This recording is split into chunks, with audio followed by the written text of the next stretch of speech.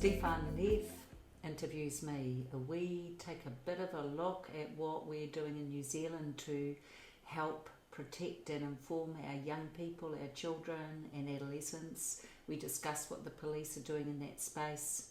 And also the other end of the scale where, we've got homeless people and we look at why that is. So, really good interview. Hope you can watch. Dream until your dream come true.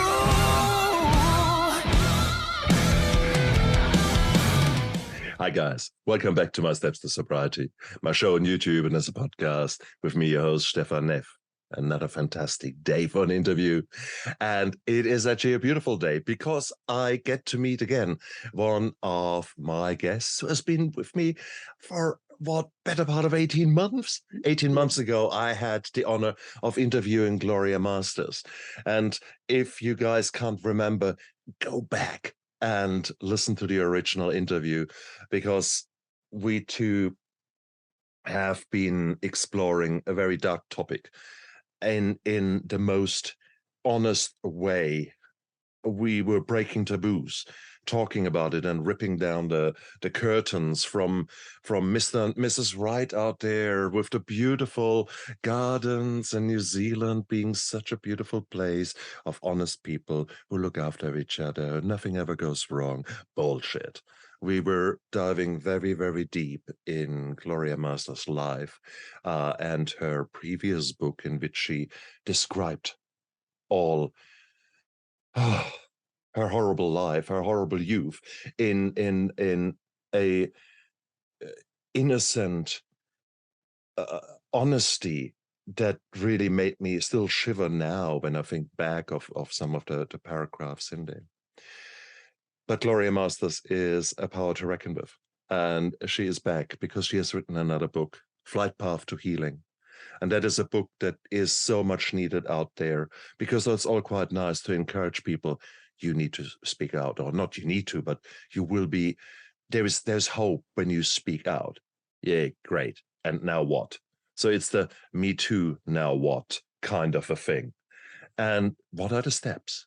What can one do when one was affected? And I'm so pleased that I've got Gloria Masters back with me. Gloria, welcome to the show. So excited to be here, Stephan. And I feel so privileged because what you didn't know back then, my friend, was that you were my very first podcast. Oh, I had no idea. There you go. Okay, we started with a bang. We did. Wow. Oh, yes. Gloria. Yeah. You are a woman on a mission. You're a woman who is going out there in order to encourage other survivors of childhood sexual abuse to speak out and to encourage them to come out of the shadows. Not to necessarily tell their story out in public, but to start healing, to start addressing those things that left an indelible mark on their soul and often enough has caused behaviors that people are not proud of because they're escaping their reality with all kind of behaviors such as drinking, alcohol, using drugs, having sexual relationships that are not the healthiest, etc. All those kind of things have flow-on effects, but very few people are actually addressing the core, the root cause for it. And you're a woman who does that. Yeah. You have, where is this power coming from? I mean, you impressed me 18 months ago, and I know you've gotten only stronger. How is this journey coming about for you? Well, it's interesting, and thank you so much. And to the beautiful survivors watching, hello, I've got your back. So look, it's such a delight to be here, and the power comes from within because from a young age, Stephan, I realised there was no one outside of me who would look out for me or protect or care for me. And so, as you know, with my story, it ended up being me having to rely on myself which is hugely traumatic and impactful. And the memoir On Angel's Wings, as you know, which was why you first interviewed me, told that story. But I'm so excited about this Flight Path to Healing because it's a guide for child sexual abuse survivors, adult survivors of this. And it's a guide. So they can pick up the book at any place and kind of tap into what resonates with them and take it forward. Yeah. What made you write this book? Well, it's interesting, you know, two things. One, I've been repeatedly and constantly asked, how did you get through? How come you're so normal? So I wouldn't go this far. Okay, come on. Yeah, thanks, Stephan. Only a friend would say that. But yeah, okay, thank you. So so I think it made me realise what I'd done to perhaps face into and then begin to overcome. And then that was the first reason, because I get asked, how on earth did you manage to get through all of that? And then I think the second reason is I just see the impact of this, and you mentioned it in your intro, Stephan, in terms of our, you know, over 90% of our addiction sufferers are people who have addiction, whether it's sex, drugs, alcohol, food, whatever it happens to be. They can directly link back now to childhood trauma, specifically child sexual abuse. That's one statistic. Another is over 70% of our PTSD sufferers are not Vietnam or war vets, Stephan. They are people like me who have suffered from child sexual abuse. In our prisons, we have most of the population is there because they have suffered from this. And what you see with the fantastic work you're doing is you're dealing with the aftermath of that on your show, because you're showing what the addiction does to a person. I guess I'm a little bit of a step or two pre that, in terms of I know why the addiction and the self-abuse occurs. We have such high suicide rates in this country. Don't be surprised to learn that well over 50% of suicides can be directly linked to some form of child sexual abuse. So this is not just, oh my gosh, what a small issue, and please stop talking, Gloria. No one wants to hear about it. I'm never going to stop, Stephan. Why? Because it could be your child or grandchild I save through exposure and through voicing.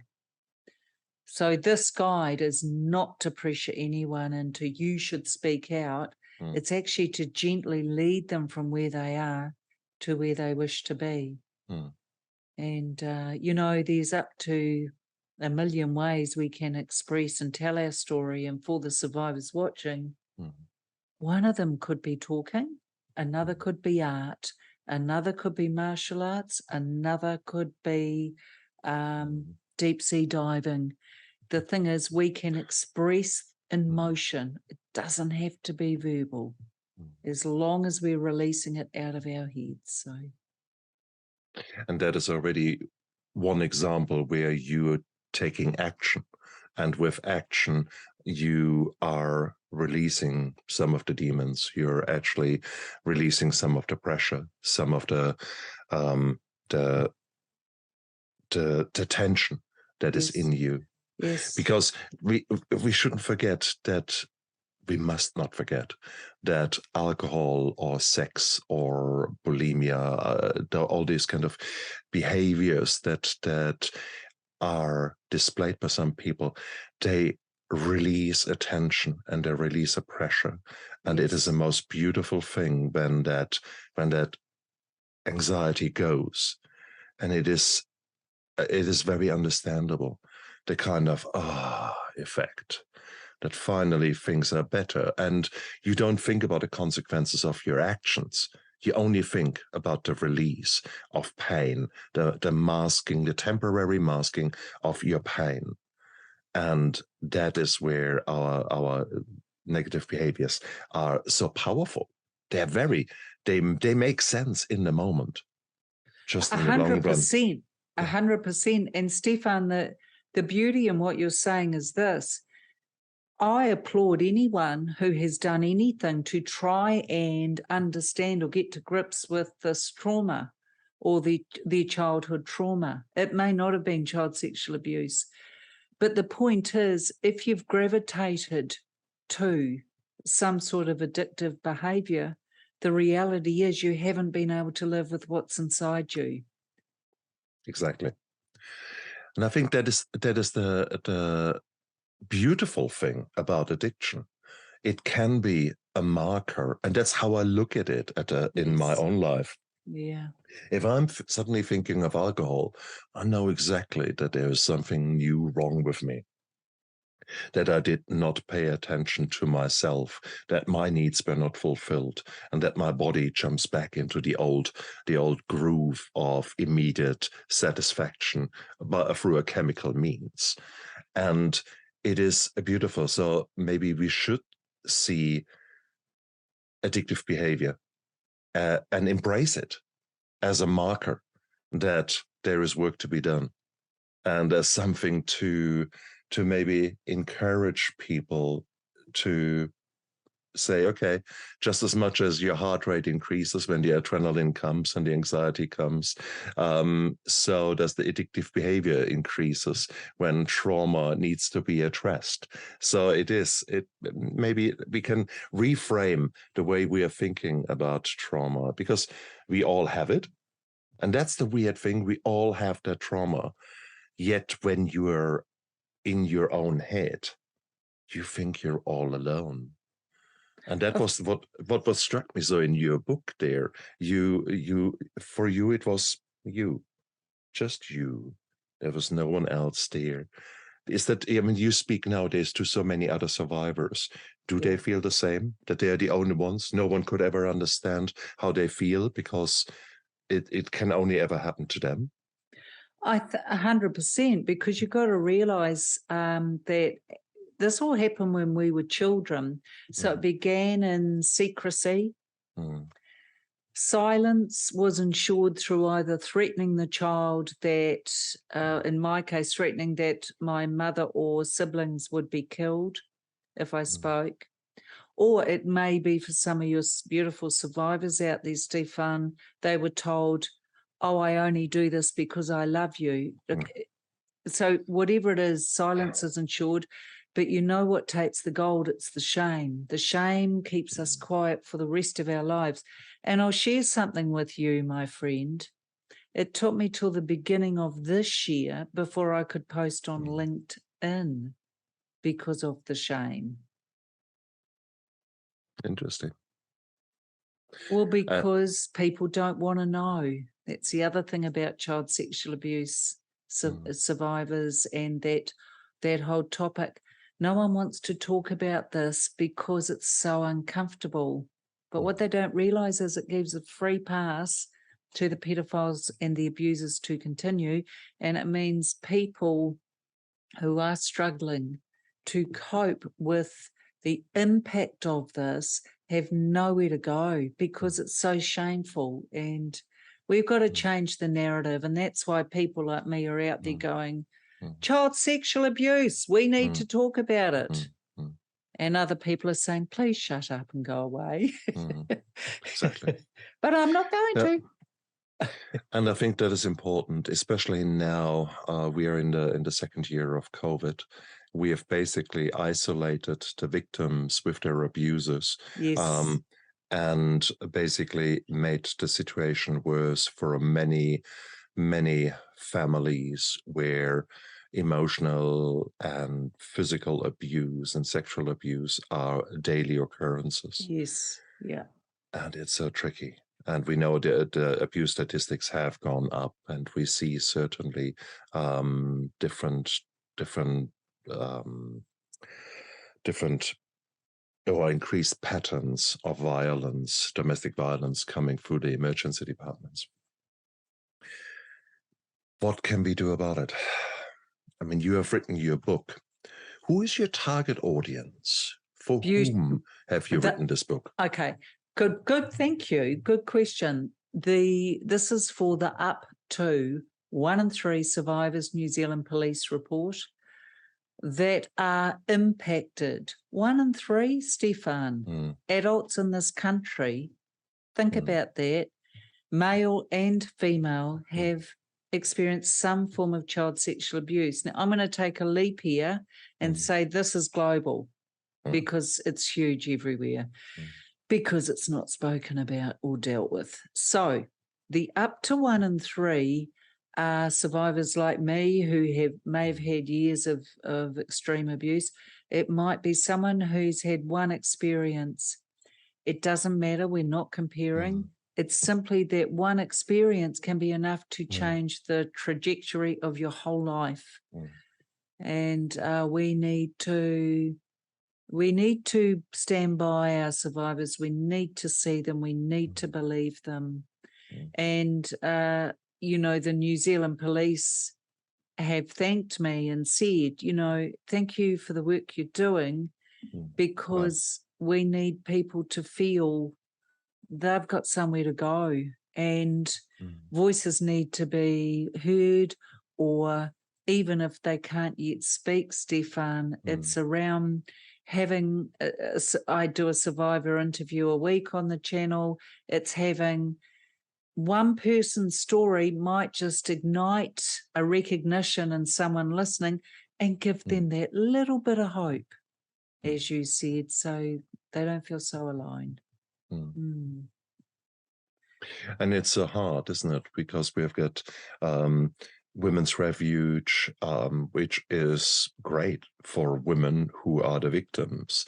But if indeed women are the perpetrators, women are for reasons whatsoever, are dishing out the violence or are condoning wittingly the sexual abuse by other members of their family, what is there to do for the child?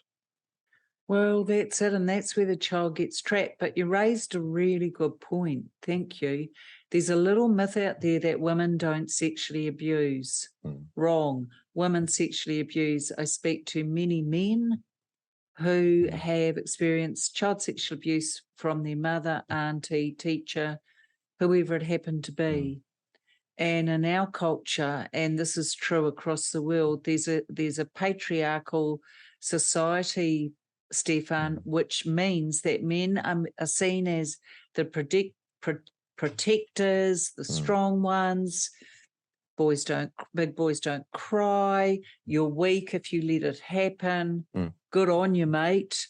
Or you're gay. And so for our beautiful male survivors out there, it's really hard for them to find their voice, because the conditioning in society is, what's wrong with you that you let it happen? But if I showed you the image of the 3, 4, 5, 6, 7-year-old boy with the missing teeth, what power did that child have? And I think men and women need to stand alongside each other in this. So we've got men's prisons, we've got Dilworth survivors for your audience globally. It's the biggest private school, which is public school in your countries. In New Zealand, the wealthiest one. They had a pedophile ring of teachers there, and I'm not talking 3, we're talking 12 and more existing teachers on the staff who were pedophiles.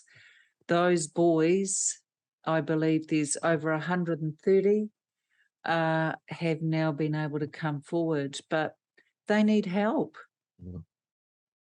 Yeah. Is the police introducing paths where children can readily get their voices heard? How are schools encouraged to deal with that? And I'm now a bit critical here, especially of the New Zealand system, because certainly my children have in some schools been the victims of bullies, and I was less than impressed with how the bullies were dealt with. So if I extrapolate from that, I mean, hell, if they can't deal with bullying, which is far more common, virtually everywhere, what are they doing about sexual abuse? What is your experience with that when you nowadays talk to people? Well, I think two things, and another good question. Two things which may surprise you, but I'm quite proud of our police for doing. They have what they call a Keeping Safe program, which they run. This is in New Zealand for the listeners and viewers. They have a Keeping Safe program which goes from the time a child enters school up through, I believe it goes to intermediate, which is our year 12s. And they include in their Keeping Safe program what safe touching is. So there is a module on it, and we get the great, gorgeous young constables, male and female constables. Right. They're not wearing their police gear, but they're having conversations and they're playing games around educating. So children are getting that. And then, of course, teachers are then aware of which child may or may not be reacting. But that's part one, which I'm really thrilled we do that here. But part two is this: if I put a child and a parent in front of you and said, tell Stephan what's happening, unfortunately, adults tend to believe adults. Very hard for a child to find the courage to speak. Did that answer your question? Oh yes. I mean, I was not aware of this police Keeping initiative, safe. Keeping Safe, and that is so beautiful to hear that. I know that. Please, I'm a fan of the New Zealand police. Okay, let's be quite honest here. These people are doing the most amazing job in so many regards. So actually, a big shout out for the boys and girls out there who are trying to keep us safe in a rapidly deteriorating world in certain parts of our country. So thank you to everyone out there. And it is so hard because so many things do go wrong. We have got a rise of gangs, especially South Auckland, but in other parts of the country as well. So resources get drawn towards that. Resources get drawn towards the homeless, which are now clustered into smaller towns like where I live in Rotorua. We have got 9% of the homeless of New Zealand are being put with COVID into our hotels. Well, guess what? The police is busy. So there are resources drawn to that. There are resources drawn here, there, everywhere. Where the hell do they find the resources, the money, the manpower to actually deal with that? And to actually hear such a positive development is a beautiful thing for me. That gives me a little bit of hope there, and it's beautiful to hear. How much is there training for teachers? And how much is there acceptance within the teacher community to actually address this topic? Look, I'm not 100% sure, Stephan. I tend to, my focus is working alongside the adult survivors of this. I'm not so much in the preventative space, but I believe that teachers, know what to look for, or do look and do try and keep their children and their classes safe. But again, it's almost impossible for a small child or even a teenager to find their voice, because when we think about it, behaviour in children reflects what's going on. So as adults, you and I will talk it out. children will play it out. And so look for the naughtiest child in the class. Conversely, look for the quietest, most insecure child in the class, and there could be some things happening. Children we don't ask, we notice behaviour. That's how they communicate. Gloria, you've written this book with the view of encouraging survivors to start their healing process. And I think that is such a beautiful thing. And I'm very much, I mean, talking to me, you're preaching to the converted, because it was only after I started addressing my own demons that I allowed myself to heal and allowed myself to become the man that I am today. A man who is a polar opposite, really, in many respects, to the wreck I was in the past, the emotional wreck. Having said that, it all comes with a price. Should really everyone who has suffered as a child, I mean, do you really need to address that? Do you really need to go out there and scratch open those wounds that were so many years ago in many cases? Look, it's an opinion. You aren't really opening anything because it's all living within you. Your life reflects what you're carrying. Your life shows the world what your struggles are. Your life can only be that which you can face into. And so I believe that what is for you will find you. When your time is right, you will find the courage to journal it out or speak to a trusted friend or share with someone. And the beauty of that, Stephan, is that we then free it from ourselves and we start to hand the shame back, which, as you know, is my podcast channel. That's it. We cannot run from that which is seeking us. I spent years, you would have given me the gold medal for distraction techniques or keeping as busy as I can. You ain't got nothing on what I used to be, Stephan. I understand. You're a toddler. I was either moving 1,000 miles an hour or I was carked out, almost coma-like, because out of exhaustion. I ran as hard and fast from it as I could, partly because, and your survivors will get this, a beautiful survivor community out there will get this, what we are running from, we don't actually know always what it is, but we know it's blimmin' scary. It's frightening and it's coming for us, and I didn't want any part of that. So in answer to your question, I believe we can't be who we're meant to be, and for the beautiful souls that survivors are, we owe it to ourselves to start noticing the shoulder tapping. And if we ignore the shoulder tapping of we might need to face an issue, we then might get a bit of a nudge. And if we ignore the nudge, we might then get a shove. And if we ignore that, and remember, I did all of this, we're then going to get hit over the head with a tsunami coming so fast at you that you are flatlined, and it would take, I'll use an anaesthetist term here, it would take a skilled anaesthetist like Stephan to bring you back. So, oh dear! But so you're so right. You're so right. Absolutely. I mean, Gloria, you nail it there.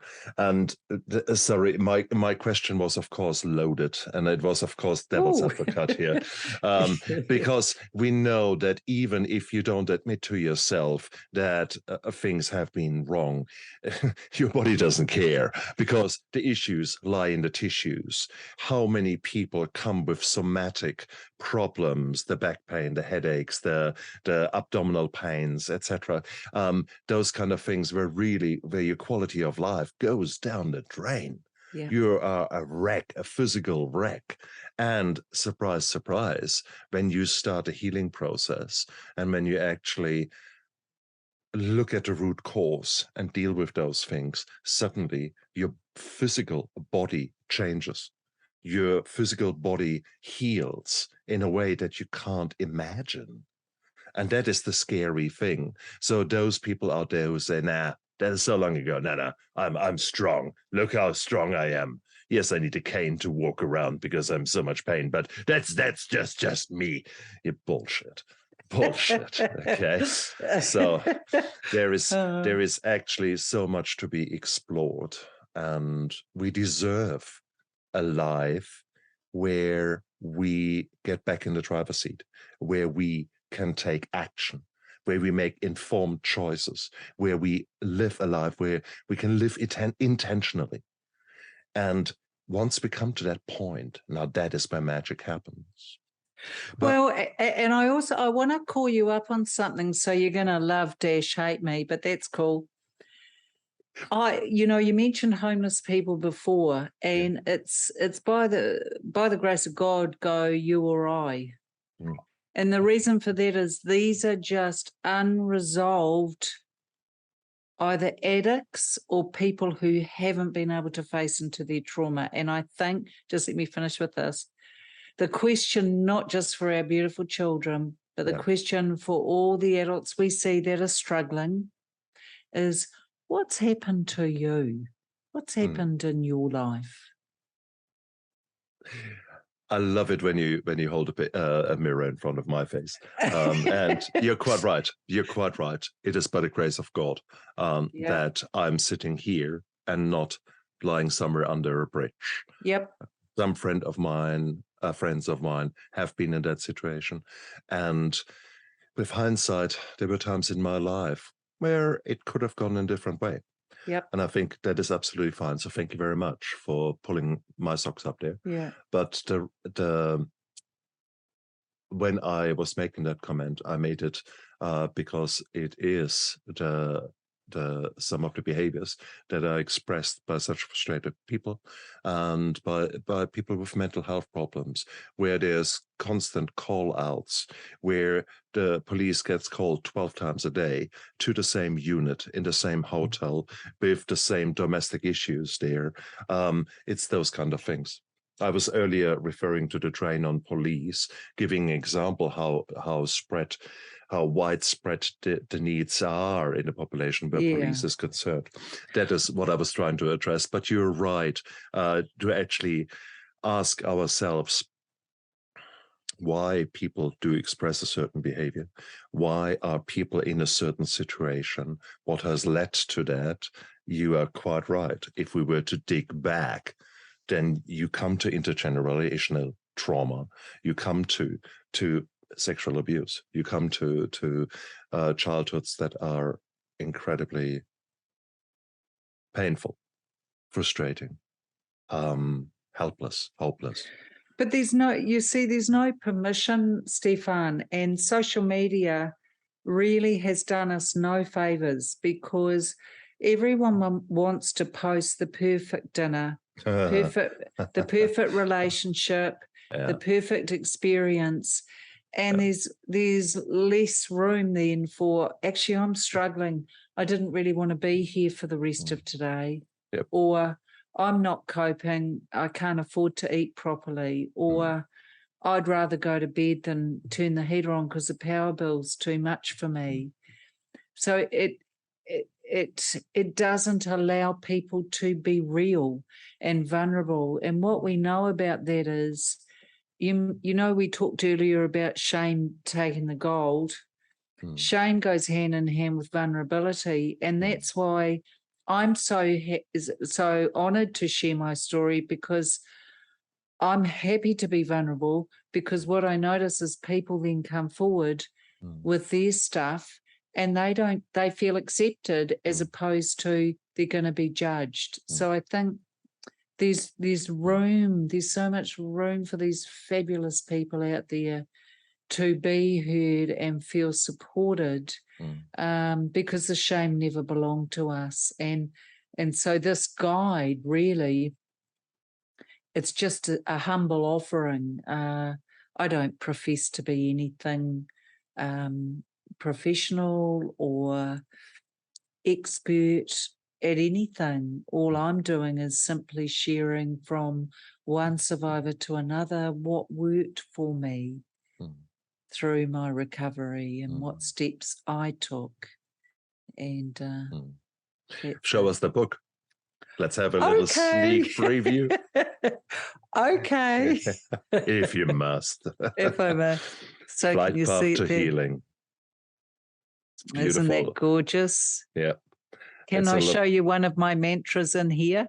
Yes, please. Now, these mantras, they're at the end of each section, and they are designed to embed the exercises I give you on that specific topic. Yeah. But also the bonuses, you then have the ability to remove the mantra from the book and put it on your fridge or bedside table. It's beautiful. Isn't that gorge? Can you read that, or is that upside down writing? It is hard to read for me, but through the screen here. You read it to us. Okay. I choose how to move. I feel connected to my body. My body loves movement. Beautiful. Beautiful. And that's my chapter on. One moment, caller. That's my chapter on physical hobbies, because we all need hobbies and we all need to move. And so the reader can, if they like that, they can it's perforated, take it out, put it somewhere where you see it, and that mantra belongs to you.com. So very excited. And the flight path theme goes right through it, Stephan. So the flight path to healing is it's not incidental. We're on a path where let's move it. So we start with the boarding pass, which all survivors have, because this is our life. So we don't need to be given one. We have a boarding pass, and then we move through. Then we move to the next part, which is our travel itinerary. So what we choose from some of the sections in the book. And anyway, I won't give it all away, but it's quite lovely. And my hope is that our survivors even get one thing from it. And I think the important thing to realize here for your book is that it was written by someone who has been in the darkness, who has actually taken those steps and has experienced the power, or sometimes the failure or the challenges that came along with each step. Yes. Because there's nothing that you do that doesn't come with a price. Yes. Often enough, the price is immediate pain, because shame and guilt are coming up and say, "You're kidding me! You're speaking up! How dare you? You don't deserve that! Look at you!" And you just get all these negative voices. But the moment you speak out, you actually do it. You say that magic word, "I was abused," or however you phrase it. That is as if someone breaks the shackles off your foot. And it's just the most amazing thing. First time I said, "Hi, I'm Stephan, I'm an alcoholic," I don't think I remember much of the next hour, because it was so overwhelming for me that I finally admitted that I was not right, that I was powerless over then my addiction. And it was the start to a healing journey that I could have never fathomed. Yet it was the first time spelling it out and jumping over my shame and guilt and pushing that aside. And that was the most beautiful thing. And that's, I guess, where you're saying it doesn't matter how you come to that point of realization. It could be journaling, because now suddenly your fingers have put down in words. It's in front of you. You can't scribble it out. Well, you can try, but it has happened. Yeah. You've written it. It came out. Yeah. So therefore, that's so powerful. So however, get goosebumps. Sorry. However you achieve that first step, it's the most magical and powerful step. It's scary, yes, we know that. We have done it, and it was the biggest step ever. But So then, it is, and you're so right. And I think two things are true of this. So just to give your audience hope here, two things are true. It's never linear, and it's hard. It's hard work. But can I say, having gone through 30 years of healing, I've never been happier. I'm more a child now than I ever was, because I don't believe I had a childhood. So I'm more the kid now than I wasn't allowed to be. And life's great. And I think, at the end of it, you will never regret looking in that mirror and welcoming who you are. Or finding out who you are. Maybe initially there's nothing looking back at you. No, and maybe there is right. And that is okay. That is okay. It might be an empty slate, an empty canvas. And that's beautiful. You can now choose the colors. You can choose the direction of your paint stroke. You are painting this new picture. Brilliant. Or there might be a picture there, and you might actually say, now that I look at this picture is not really right, isn't it? No. Because this was the picture laid down by children's eyes and core beliefs that were laid down when you were bloody 5 and 6 years old. And maybe, just maybe, what you remember there and the way you then looked at yourself down the line, it's not really right. It's actually the core beliefs that they certainly don't necessarily serve you anymore. They probably never did properly serve you. And they were, from the word go, they were wrong, and they were lies that somehow your brain laid down, isn't it? Yeah, but we accept how we were conditioned. True. And so self-talk can come from a parent, but it can also come from how we see ourselves. And, I think one of the things that happens for survivors, which may surprise you, it's hard for us to look in the mirror with love. It's hard to see ourselves as being of any value or worth anything. And so you'll find a lot of men in our prisons, it's impossible for them, because as children, when the abuse was occurring, we didn't have the luxury of hating the abuser, because we needed them to either feed us, look after us, or keep us safe. And when you're a child, you were either the abuser was either well known to you or given the power over you by someone who was well known to you. So either way, it was very hard for you to feel good about who you were when that happened.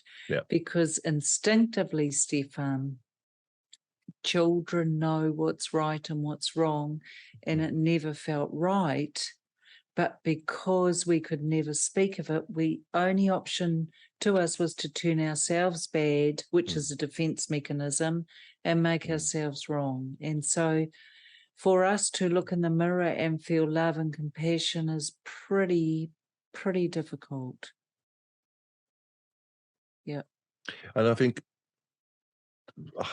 what you have described fits pretty much into every life, regardless of bad childhoods or abuse. I think I'm yet to find a person who truly is kind to themselves. Most people I know wouldn't talk to their worst enemy the way they talk to themselves. And this is many of my friends. And often enough, there are days when I still do the same. Nowadays, I catch myself and think, no, stop that bullshit. Stop talking to yourself like that. I Yeah. talk to myself, to the bad myself, a bit like a parent, and trying to argue. No, actually, come on, he's not that bad. Yes, he is. No, he isn't.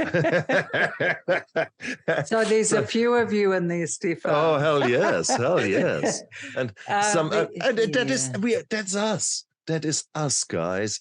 And we have got these voices, but we also have got the privilege of choice. You have got the privilege to choose every moment if you want to listen to these voices, or if you will start questioning them. If you want to actually maybe take steps that allow you to become more zen. Zen is maybe a shit word. More closer to your truer self. Calm, not too happy, not too sad, just right. And when you actually do things, for example, you talked about a movement, things like the yoga, or maybe just a good workout, and then afterwards enjoy standing under the shower. There's this calmness that comes over you, the satisfaction, that little smile that creeps on your face because you have just done something for yourself. Now that's a beautiful thing that you've just done. You made the choice to do something, you followed through, you succeeded in actually doing whatever it was. And it's beautiful. You took action there. And then we go back to your thing, the flight path. Well, a flight is all about taking action. Yes. About, first of all, choosing where do you want to go, and then going down this route. And it's actually very, very fitting, the picture that you have chosen, because if we look at an aeroplane flying from here, New Zealand, to LA, 99% of the time it will be off course. It will be just as constantly. Our path is never straight. No, Now, a good pilot or a good autopilot will minimize that. But sometimes it goes, little detours. And that's my life, okay? A lot of beautiful detours there. Yeah, but the beauty of you, Stephan, is that you are always other focused, and that's such a gift. It's such a service, and I thank you on behalf of people that you have really helped with this. Yeah. So just wanted to talk about thoughts, seeing as you raised it. Over 96% of our thoughts are either repetitive or unhelpful. Drink that in. That's a hell of a lot of wasted thoughts. And guess what we do with them? We give them all our attention, we believe every single one, and we let it control who we are. So the challenge is, because we have over 65,000 thoughts a day, the challenge becomes not focusing on every thought, because you'll go completely crazy, but just even 3 times a day, just checking in with yourself. What's my thinking? If you don't know what you're thinking is, a simple acid test is, how am I feeling? Because if you're not feeling great, your thoughts have been crap. So just a little thought there, guys. Over 96% of our thoughts are either unhelpful or repetitive. Houston, we have a problem. But we also have a choice to actually We have a choice, but we just need strategy on how we manage this, because it's all very well me throwing those stats at you, and I think that's what I'm proud of in the book. It's very practical steps to take so that it's not just, hey, this is the fact. People then think, yeah, that all sounds good, but what do I do now? Exactly right. Yeah. Brilliant. Where can people get your book? So gloriamasters.com, and it will be released on Amazon by the 21st. 21st of August?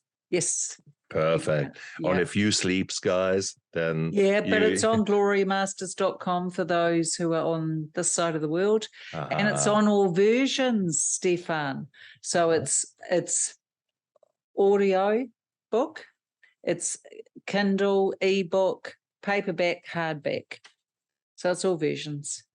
So, guys, if you can't make up your mind, or if you want to buy some spares just to give away, hey, here you go. Well, it's just people like listening because they can go for their walk, or they can sort out the car, or they can clean their house, or do whatever. So they quite like listening.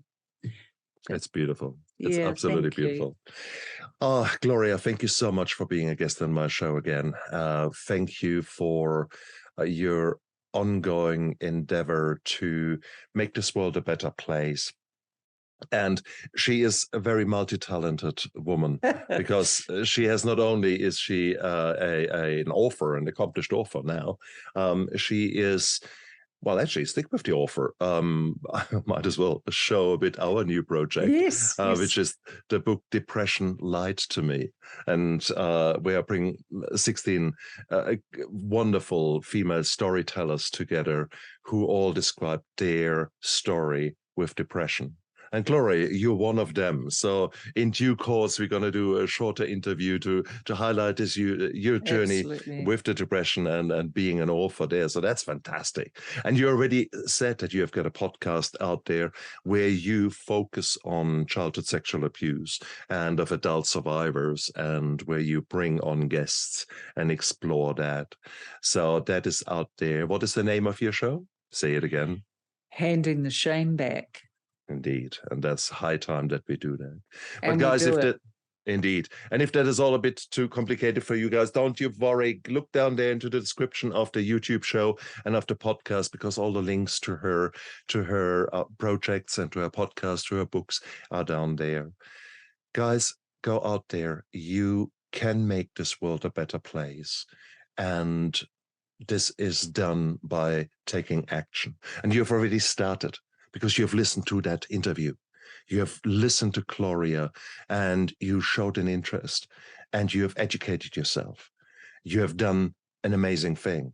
I want to congratulate you, because we are so bad in congratulating ourselves on the little wins that we do constantly. We take them for granted, but our failures, we focus on them.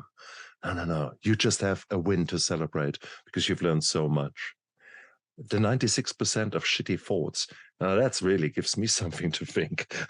I think a lot. Stop thinking. Stop thinking. That's right. I get headaches when you do that. Can I just say one thing as we finish, please? To the beautiful child sexual abuse survivors out there, I see you, I stand beside you, and I believe you. Beautiful. Gloria, I send you a huge hug. And also to all of you out there who have listened, I'm proud of you guys. This is your journey and you're making a change already by listening. And that's just, come on, you can do it. However dark at the moment your situation is, there is hope and there's help out there. So look after yourself, live with passion, and just hang in there. It will get better. Look after yourself. Bye.